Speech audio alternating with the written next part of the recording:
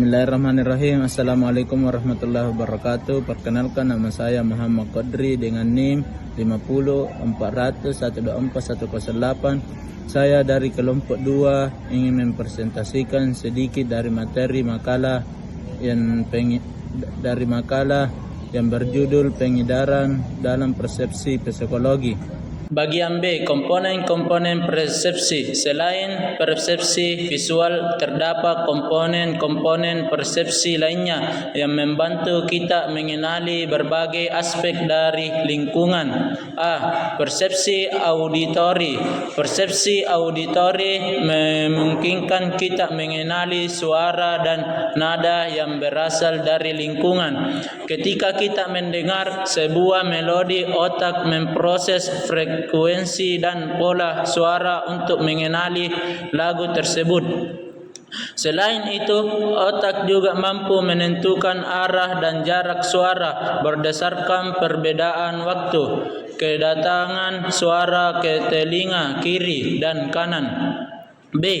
Persepsi bau olfaktori. Persepsi bau berhubungan dengan kemampuan untuk mengenali aroma tertentu.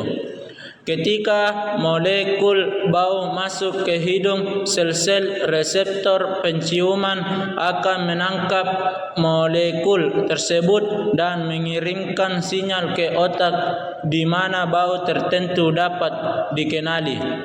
Misalnya, aroma kopi yang khas mudah dikenali oleh orang yang sudah terbiasa dengannya. C. Persepsi rasa gustatori. Persepsi rasa memungkinkan kita mengenali rasa manis, asin, pahit, asam, dan umami. Reseptor rasa pada lidah bereaksi terhadap molekul tertentu dalam makanan yang kemudian dikirimkan otak untuk interpretasi sebagai rasa tertentu. D. Persepsi sentuhan. Persepsi sentuhan melibatkan pengenalan terhadap rangsangan fisik seperti tekanan, suhu, dan tekstur. Reseptor sentuhan pada kulit mengirimkan sinyal ke otak untuk memberi informasi tentang permukaan atau suhu suatu benda. 4. Faktor subjektivitas. Dalam persepsi bersifat subjektif dan dapat bervariasi antar individu. Hal ini terjadi karena persepsi dipengaruhi oleh pengalaman, harapan, pengetahuan, serta kondisi emosional seseorang. Berikut adalah beberapa faktor yang menyebabkan subjektivitas dalam persepsi. C. Pengalaman dan pengetahuan.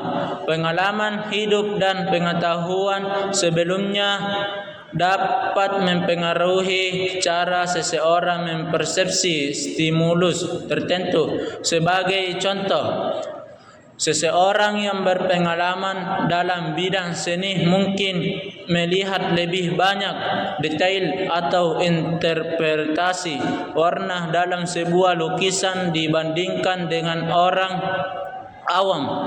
D. Harapan dan ekspektasi.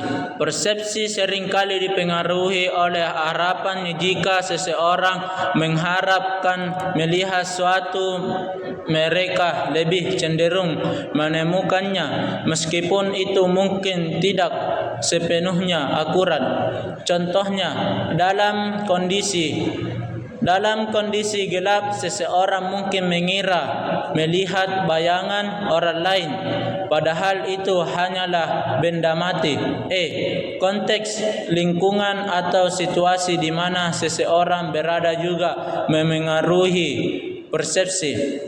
Misalnya, makanan yang sama dapat terasa lebih enak ketika disajikan dalam suasana makanan malam yang nyaman dibandingkan di lingkungan yang kurang mendukung.